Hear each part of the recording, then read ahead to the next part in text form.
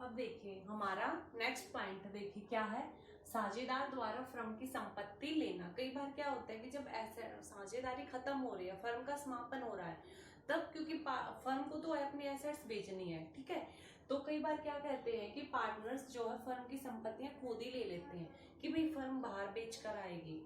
इससे बढ़िया जो पार्टनर्स होते हैं वही फर्म को पैसे दे देते हैं और फर्म की कुछ एसेट्स ले लेते हैं। जैसे किसी ने फर्म की कोई मशीन ले ली, किसी ने उसकी वो जमीन ले ली, ठीक है, तो पार्टनर्स ऐसे जब ले लेते हैं तब हम क्या एंट्री करेंगे। देखिए जब फर्म बाहर अपने एसेट्स बेचती है तब हमारी क्या एंट्री होती है, तब हमारी एंट्री क्या होती है, फर्म के पास पैसा आता है कैश या बैंक अकाउंट डेबिट, और टू वो किधर जाता है, हमारा रियलाइजेशन अकाउंट के क्रेडिट में। क्योंकि सबसे पहले हम रियलाइजेशन बनाते हैं, स्टार्टिंग में तो हम ट्रांसफर करते हैं लाइबिलिटीज को इधर और एसेट्स को इधर, हमने ट्रांसफर कर सॉरी एसेट्स को इधर ट्रांसफर कर दिया बैलेंस शीट से और लाइबिलिटीज को इधर। जब हम इसको एसेट्स को बेचते हैं तब पैसा इधर आता है और दायित्वों का भुगतान करते हैं तो इधर से पैसा जाता है। तो जब एसेट्स को वो बेचता है तब हमारी क्या एंट्री होते हैं, क्या एंट्री होते हैं, cash account debit to realisation credit. तो ये देखिए कैश टू रियलाइजेशन है। अब क्या हो जाएगा हमारा, ठीक है, अब कैश की बजाय वो संपत्ति किसने लिया, पार्टनर्स ने, ठीक है। तो पार्टनर्स ने, अभी हम ये सोचते हैं कि पार्टनर्स ने पैसे नहीं दिए हैं, पार्टनर से पैसे लिया जाएंगे उसके कैपिटल से। तो partners capital account debit to realisation account credit. हम कैश ना डालकर हम किसको डेबिट करेंगे, पार्टनर्स की कैपिटल को। और क्यों करेंगे, देखिए आपको याद हो हम पार्टनर्स की कैपिटल ऐसे ही बनाते हैं, ऐसे बनाते हैं, इधर हम वो लिखते जाएंगे जो कि फर्म को देने हैं पार्टनर्स को पैसे, ठीक है। इधर हमने क्या लिखा था, आपको याद हो, हमने लोन लिखा था ना, जब पार्टनर्स ने लोन ले रखा है फर्म से, तो वो हमने यहाँ क्यों लिखा था, ताकि हम प्लस माइनस यहाँ पे इकट्ठा कर ले कि फर्म ने टोटल इतने पैसे देने हैं और पार्टनर्स ने इतने फर्म को देने हैं। तो दोनों का प्लस माइनस करके हमारे पास एक नेट अमाउंट आ जाएगी, जो पता चल जाएगा कि एक्चुअल में कितना किसको क्या कुछ देना है। इसीलिए यहाँ पर भी हमने जो एसेट्स पार्टनर्स ने खरीदी है उस एसेट्स के अमाउंट से हमने पार्टनर्स कैपिटल को डेबिट किया है, ताकि हम उसको यहाँ पर दिखा सके। जैसे उसने एक एसेट्स ले ली थी 5,000 की और एक लोन था 10,000 का, ठीक है, और यहाँ पर उसका 2,000 की कोई सैलरी थी, 5,000 उसके ट्रांसफर होके आई है रियलाइजेशन के प्रॉफिट से, और अदर भी अगर कुछ उसके पास से बचा है तो, ठीक है, 10,000 का। तो यहाँ पे टोटल हमारा कितना आ गया, 17,000। फर्म ने उस पार्टनर को 17,000 देने हैं, लेकिन उस पार्टनर्स ने फर्म को कितने देने हैं, 15,000, ठीक है। तो प्लस माइनस करके हमारे पास 2,000 की वो अमाउंट आ गई जो फर्म जो है इस पार्टनर्स को देगी, ठीक है। तो आप कोई ये पॉइंट जो है कोई नया नहीं है, आप इजीली इसको इस चीज से भी समझ सकते हैं। अगर फर्म ने लोन दे रखा पार्टनर्स को तो भी हम उसके कैपिटल के डेबिट में डालते हैं। अब अगर किसी पार्टनर्स ने कोई एसेट्स ले ली है तो उसको भी उसके कैपिटल के डेबिट में डाल देंगे, ताकि एंड में हम अपना हिसाब निकाल सकें, ठीक है। उसी तरह से पार्टनर्स कई बार फर्म के क्या ले लेता है, साझेदार द्वारा फर्म के दायित्व भी ले लेता है, लायबिलिटीज भी। जैसे कोई पार्टनर्स बोल देता है कि चलो उस लेनदार का भुगतान करना है, ठीक है, तो चलिए मैं कर दूंगा उसको पर्सनली, मैं अपने तरफ से उसको पेमेंट कर दूंगा। तब हम क्या एंट्री करेंगे, देखिए पार्टनर्स जब फर्म अपने दायित्वों का भुगतान कर दिए तब हम क्या एंट्री करते थे, realisation account debit to cash account credit, ठीक है। तो रियलाइजेशन तो डेबिट ही रहेगा, अब की बार टू कैश की बजाय हम पार्टनर्स को क्रेडिट में डाल देंगे, ताकि एंड में जब हिसाब किताब हो तो पार्टनर्स के क्रेडिट साइड में हम लिखें रियलाइजेशन अकाउंट और 10,000 कि भाई ये वो 10,000 रुपए थे जो इस व्यक्ति ने अपने आप ही चुका दिए फर्म के, ठीक है। लेकिन असली दायित्व तो किसका था, फर्म का था, वास्तव में तो फर्म को देने चाहिए थे ना वो पैसे, ठीक है। तो अब फर्म उसका हिसाब यहाँ पर कर देगी कि ठीक है भाई, अब हम मानते हैं कि इस पार्टनर्स को 10,000 रुपए फर्म को देने हैं, इसलिए उसके क्रेडिट साइड में हमने ये अमाउंट डाल दी। तो अब समझ गए ना, अगर पार्टनर्स को कुछ पैसे फर्म को देने हैं, जैसे उसने फर्म से कोई एसेट्स ले ली, कोई ड्राइंग ले ली, तो हम इधर डालते हैं।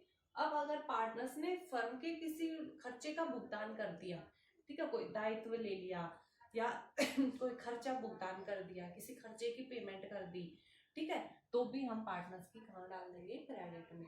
तो ये थे 2 पॉइंट नए, ठीक है। उसके बाद आपका एक और पॉइंट आता है investment fluctuation reserve. Investment fluctuation reserve, तो देखिए अभी हम पढ़ के आए कि जैसे रिजर्व है, general reserve, profit and loss का बैलेंस है, इनको हम क्या करते हैं, पार्टनर्स की कैपिटल में ही सीधा बांट देते हैं, इनको हम रियलाइजेशन में नहीं दिखाते। अभी तक यही पढ़ा हमने। ऐसे ही इन्वेस्टमेंट फ्लक्चुएशन रिजर्व भी हमें पता है, पीछे के चैप्टर्स में हम उनको सीधा उनके पार्टनर्स के कैपिटल में ट्रांसफर करके आए हैं, तो यहाँ पर भी हम वही करेंगे। लेकिन अगर आपको क्वेश्चन में बैलेंस शीट में उस फर्म की बैलेंस शीट के एसेट साइड में इन्वेस्टमेंट दे रखे हैं, ठीक है, अगर हमें इन्वेस्टमेंट दे रखे हैं, ठीक है, और हमें इन्वेस्टमेंट फ्लक्चुएशन रिजर्व भी दे रखा है, तो हम इस इन्वेस्टमेंट फ्लक्चुएशन रिजर्व को रियलाइजेशन अकाउंट के क्रेडिट में ट्रांसफर करेंगे, यानी कि जो दायित्व होते हैं, ठीक है, जैसे हमारे आपको पता है इन्वेस्टमेंट फ्लक्चुएशन रिजर्व इधर ही होता है, इधर ही हमारे क्रेडिटर्स और दायित्व होते हैं। तो जब हम रियलाइजेशन अकाउंट बनाते हैं तब हम ट्रांसफर करते हैं ना, लायबिलिटीज इधर और एसेट्स इधर। तो अगर यहाँ से हमारा इन्वेस्टमेंट ट्रांसफर होके आ रहा है तो इधर से इन्वेस्टमेंट फ्लक्चुएशन रिजर्व भी हम ट्रांसफर कर कर दिखाएंगे। अगर यहाँ पर हमारा इन्वेस्टमेंट नहीं है एसेट्स में, बैलेंस शीट के एसेट साइड में कोई इन्वेस्टमेंट फर्म का नहीं है, लेकिन इधर इन्वेस्टमेंट फ्लक्चुएशन रिजर्व दे रखा है, तो हम इसको यहाँ पर ट्रांसफर नहीं करेंगे। तब ये कहाँ पर चला जाएगा, ये चला जाएगा पार्टनर्स के कैपिटल अकाउंट में, ठीक है। तो अगर आपको इन्वेस्टमेंट दे रखा है और इन्वेस्टमेंट फ्लक्चुएशन रिजर्व भी दे रखा है तो दोनों को ट्रांसफर कर दो। अगर आपको इन्वेस्टमेंट नहीं दे रखा और इन्वेस्टमेंट फ्लक्चुएशन रिजर्व दे रखा है तो पार्टनर्स के कैपिटल में बांट दो, प्रॉफिट शेयरिंग रेशियो, ठीक है। ये आपका पॉइंट था। उसके बाद है आपके ये 2-3 नए पॉइंट है इस क्वेश्चन में निकल के आए। एक और पॉइंट आपका आ रहा है कि लायबिलिटीज की पेमेंट, अगर आपको कुछ नहीं कह रखा है और बैलेंस शीट में आपके लेनदार भी हैं, किसी फर्म ने लोन, किसी पार्टनर्स ने फर्म को लोन दे रखा है वो भी है दायित्व में, तो भी हम क्या मान के चलते हैं, यही मान के चलते हैं कि फर्म ने उन दायित्वों का भुगतान कर दिया गया, ठीक है, फर्म के द्वारा उनका भुगतान कर दिया। जैसे बैलेंस शीट में अगर हमें कोई क्रेडिटर्स दे रखे हैं, ठीक है, या फिर लोन दे रखा है और हमें कुछ नहीं बता रखा कि भाई इनका पेमेंट हुआ है या नहीं हुआ है, तो हम ये मान के चलते हैं कि फर्म ने इनकी पेमेंट कर दी है, ठीक है। तो ये आपका एक और पॉइंट था। उसके अलावा एक अगर हम क्वेश्चन करें तो जैसे इसी का जो अभी हमने पॉइंट पढ़े हैं उन्हीं का अगर एक क्वेश्चन करके दिखाएं आपको, तो देखिए आपका 7th क्वेश्चन है, 7th एग्जाम्पल है, मैं आपको साथ साथ बता रही हूँ। आपको क्या दे रखा है, एक बैलेंस शीट दे रखी है जिसमें आपके पास क्रेडिटर्स हैं, रिया का लोन है, ठीक है, दिव्या और रिया 2 पार्टनर्स हैं, ठीक है, दिव्या और रिया 2 पार्टनर्स हैं, उनका इक्वल उनके प्रॉफिट शेयरिंग रेशियो है और वो जो फर्म को खत्म करना चाहते हैं। फर्म की एसेट्स लायबिलिटीज दे रखी हैं और खत्म करने के टाइम पे क्या हो रहा है कि the creditors were paid of by giving them the plant and machinery at a discount of 10% and the balance in cash, ठीक है। जो हमारे क्रेडिटर्स थे बैलेंस शीट में आप देखोगे कि उस फर्म के बैलेंस शीट में क्रेडिटर्स दे रखे हैं कितने के, 60,000 के, और उसने इधर प्लांट एंड मशीनरी भी है, प्लांट एंड मशीनरी भी दे रखी है 39,000 की। तो वो क्या कह रहे हैं कि creditors were paid of by giving them the plant and machinery, creditors की फर्म ने पेमेंट करी है क्या देके, प्लांट एंड मशीनरी देकर उनकी पेमेंट कर दी है एट ए डिस्काउंट ऑफ 10%, और यहाँ से उसको फर्म को 10% डिस्काउंट भी मिला है, और जो पैसा बच गया, अब भी जो अमाउंट बच गई उसको भुगतान कर दिया, किसमें, कैश में कर दिया, ठीक है। तो अब देखिए जब हम रियलाइजेशन अकाउंट बनाएंगे, रियलाइजेशन अकाउंट जब हमारा बनेगा फर्म का, तब वो क्या करेगी, सबसे पहले तो हमारा ट्रांसफर हो जाएगा, ठीक है, तो डेटर्स दे रखे हैं, स्टॉक दे रखा है, इन्वेस्टमेंट दे रखे हैं और प्लांट एंड मशीनरी दे रखी है, 42,000, 12,000, 18,000 और 39,000। यहाँ पर प्रोविजन दे रखा है डाउटफुल डेटर्स का 6,000 बाय जनवरी। क्रेडिटर्स दे रखे हमारे 60,000 के, ठीक है। और उसके बाद है हमारा इन्वेस्टमेंट फ्लक्चुएशन फंड, ठीक है, क्योंकि यहाँ पे इन्वेस्टमेंट आया है बैलेंस शीट से, तो हमें पता है कि हम इन्वेस्टमेंट फ्लक्चुएशन जो फंड है उसको भी दिखाएंगे। वो कितने का है? 2,000 का, ठीक है। उसके बाद है हमारा, अब हम पेमेंट करते हैं, वो सारा हिस्सा चलेगा। तो सबसे पहले हमने अपने दायित्वों का भुगतान किया है, तो टू कैश, ठीक है। टू कैश किसकी भुगतान कर दी? क्रेडिटर्स की। तो देखिए हमें क्या करना है, क्रेडिटर्स को भुगतान करना है, ठीक है। 10% पर हमने उनको भुगतान किया है क्रेडिटर्स को, क्या करके? वो कह रहे हैं कि हमने उनको प्लांट एंड मशीनरी दे दी 10% के डिस्काउंट पे, और बचे हुए को कैश में दे दिया, और उनका हिसाब किताब बराबर। तो यानी कि हमारी प्लांट एंड मशीनरी की वैल्यू कितनी थी? 39,000। 39,000 को हमने 10% कम पे दिया। भाई हमारी प्लांट मशीनरी अच्छी क्वालिटी की नहीं थी मान लीजिए, तो 3900 हमने उनको कम दिया, यानी कि प्लांट एंड मशीनरी 39,000 की थी, उसके ऊपर 3900 का डिस्काउंट मिला है 35,100। तो इस 60,000 में से हमने 35,100 का तो उनको प्लांट एंड मशीनरी दे दिया, ठीक है। अब बच कितना गया? अब बच गया 24,900, ठीक है। बच कितना गया? 24,900 बच गया। 24,900 हम क्या करेंगे? उनको कैश में देंगे, क्योंकि उन्होंने बता रखा है। तो अब देखिए हमने क्या किया है, क्रेडिटर्स का हिसाब किताब बराबर किया। वो कैसे किया है? ठीक है, क्रेडिटर्स को पेमेंट किया है, उसको दी है to plant and machinery. Creditors को प्लांट एंड मशीनरी दी है कितने की? 35,100, ठीक है। और टू कैश, कैश में हमने उसको कितने दिए हैं? 24,900, ठीक है। और इस तरह से जो क्रेडिटर्स है टोटल 60,000 के, उनका भुगतान पूरा हो गया, क्योंकि हमें फिर डिस्काउंट रिसीव भी हुआ है। तो टू डिस्काउंट रिसीव, ठीक है। तो डिस्काउंट हमें कितने का मिला था? 3900 का। इस तरह से हमारे पूरा हिसाब किताब बराबर हो गया।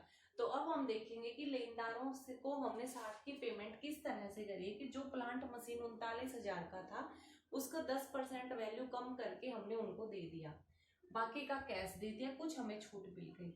तो हमने जो हमारे पास से रियलाइजेशन में अब हम देखेंगे, तो हमारे पास से एक्चुअल में कैश गया है सिर्फ 24,900 का, ठीक है। तो अब हम इधर दिखाएंगे टू रियलाइजेशन अकाउंट, ठीक है, सॉरी रियलाइजेशन में टू कैश।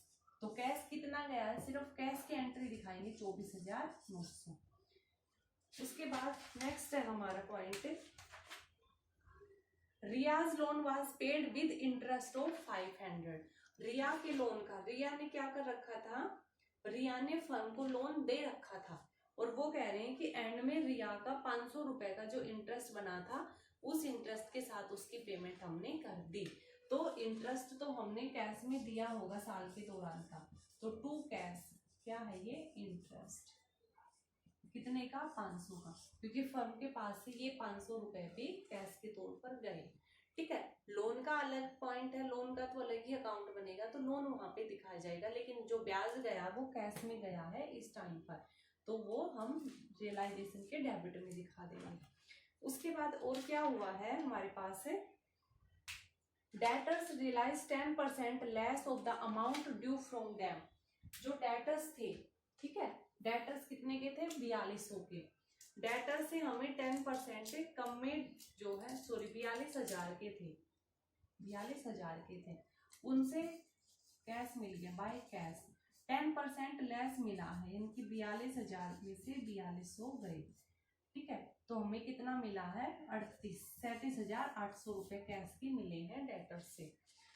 और क्या मिला फर्म को? Stock was taken over by Riya. Stock को किसने ले लिया? रिया ने। तो अब हमें पता है कि अगर कोई पार्टनर एसेट्स लेता है तो हम क्या एंट्री करते थे? पार्टनर्स का capital account debit to realisation. तो रियलाइजेशन के क्रेडिट में, और बाय किसने लिया है? रिया ने, तो बाय रिया कैपिटल।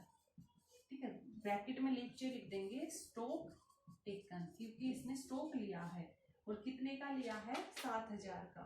ठीक है, रिया ने स्टॉक ले लिया 7,000 रुपए में। उसके बाद है हमारा, देखिए हमारे पास स्टॉक की वैल्यू ज्यादा थी। ठीक है, स्टॉक 12 का था, लेकिन रिया ने वो पूरा का पूरा 12,000 का स्टॉक साथ में लिया। तो भाई ठीक है, चलो लॉस में बिक गया हमारा सामान। ठीक है, अब हमें भी तो क्या पता, जैसे हमारी बिल्डिंग होती कई बार, तो बिल्डिंग 50 की होती है, बिकती है 30,000 में, तो एंड में तो कैश के टाइम पर तो हम 30 ही दिखाते हैं ना, कि भाई संपत्तियों को बेचने से हमें यही मिला है। तो ऐसे ही जो रिया ने जो स्टॉक लिया वो चाहे कितने का ही हो, लेकिन रिया ने फर्म को पैसे तो साथ ही दिए, तो हम साथ ही दिखाएंगे। उसके बाद है investment realised 80% of their book value. तो बाय कैश में ये तो हमारे पास किसके आ गए थे, डेटर्स के। अब बाय चाहे तो आप दोबारा बाय कैश लिख लीजिए, ठीक है, या फिर आप इसी में दिखा दीजिए डेटर्स और उसके बाद इन्वेस्टमेंट। अगर यहाँ ना दिखाओ तो बाय कैश और ब्रैकेट में इन्वेस्टमेंट। हमने जो इन्वेस्टमेंट कर रहे थे वहां से भी पैसे मिल गए, कितने, 80% बुक वैल्यू का। तो हमारे इन्वेस्टमेंट 18,000 थे, 18,000 का 80% हमें पैसा मिल गया, 14,400। तो हमारे पास पैसे आ गए 14,400। ठीक है, उसके बाद है हमारा realisation expenses 600 were paid by Divya. Realisation का एक्सपेंसेस, देखिए जब खर्चों का भुगतान होता था तो हम टू कैश दिखाते थे, अब टू क्या दिखाएंगे यहाँ पर, दिव्यास कैपिटल, क्योंकि ये खर्चे किसने पेमेंट करे हैं, दिव्या ने। कितने के, 500 रुपए, 600 रुपए के।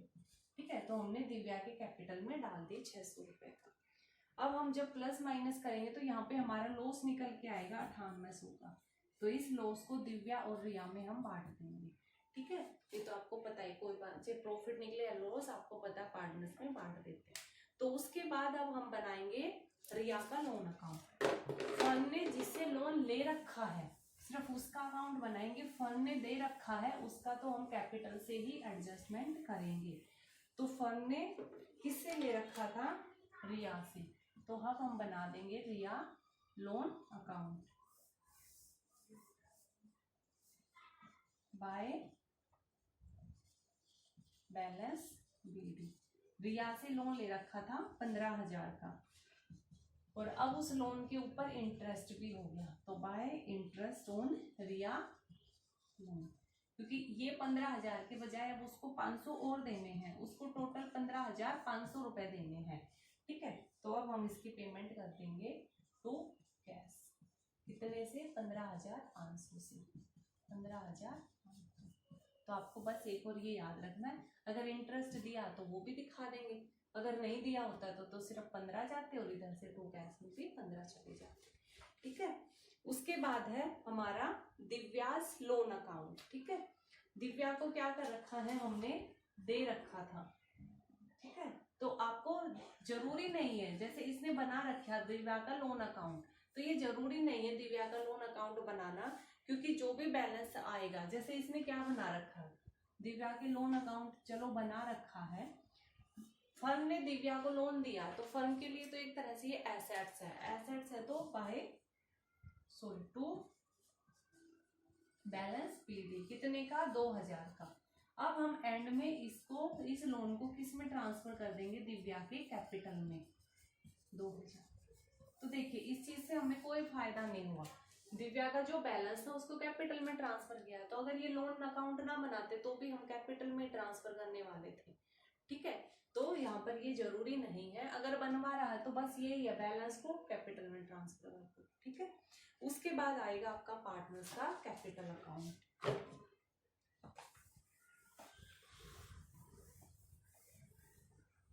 उसके बाद आ जाएगा आपका पार्टनर्स का कैपिटल अकाउंट।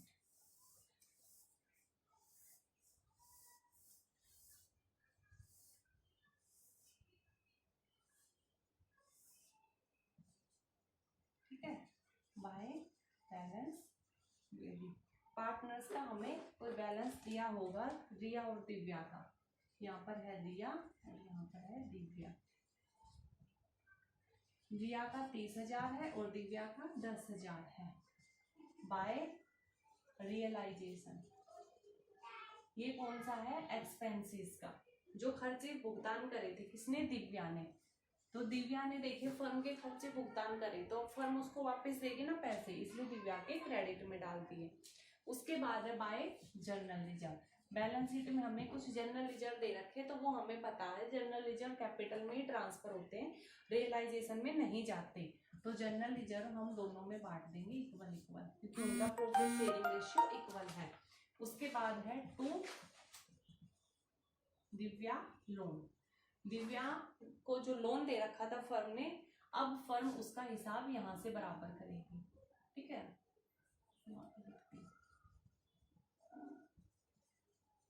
तो फर्म ने ये 2,000 यहाँ से देखो काट लिए ना, टोटल इतने पैसे लेने थे, 2,000 फर्म ने उससे लेने थे, यहाँ पर डेबिट में डाल दिए तो यानी कि वो पैसे काट लिए। उसके बाद है हमारा टू रियलाइजेशन। क्या? स्टॉक। किसी ने स्टॉक लिया था, रिया ने स्टॉक लिया था 7,000 से, तो रिया के इधर रख दिए। ठीक है, उसके बाद है टू रियलाइजेशन। ये क्या था? ये लॉस हुआ था जो दोनों पार्टनर्स में इक्वल इक्वल बट गया। ठीक है, उसके बाद इधर का टोटल इधर का टोटल हम करेंगे तो जो बैलेंस बच जाएगा वो किसके आ जाएगा? टू कैश अकाउंट, क्योंकि वो हमारी फाइनल पेमेंट हो जाएगी।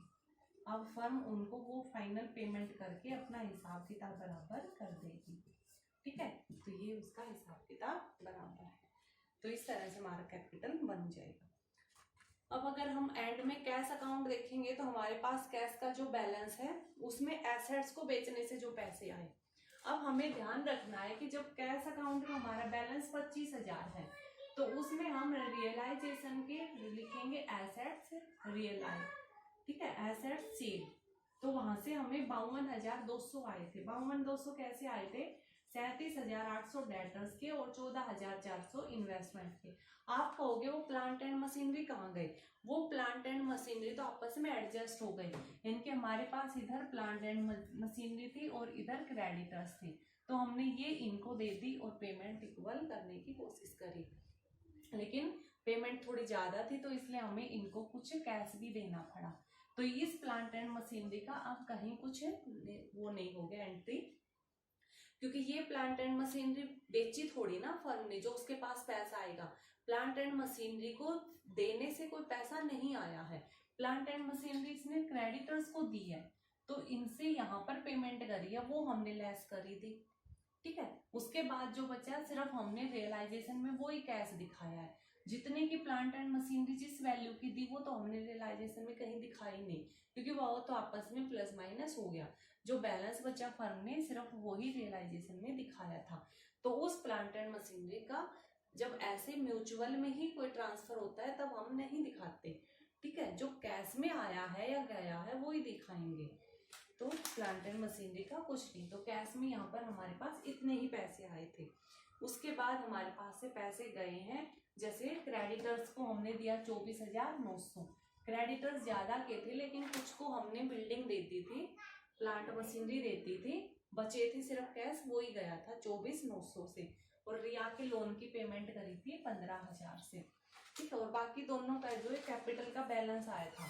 ठीक है, 25,600 और 11,200, तो हम ये पैसा हमारे पास से गया है और ये पैसा फर्म के पास आया है। ठीक है, तो इस तरह से हम अपना कैश अकाउंट भी बना देंगे।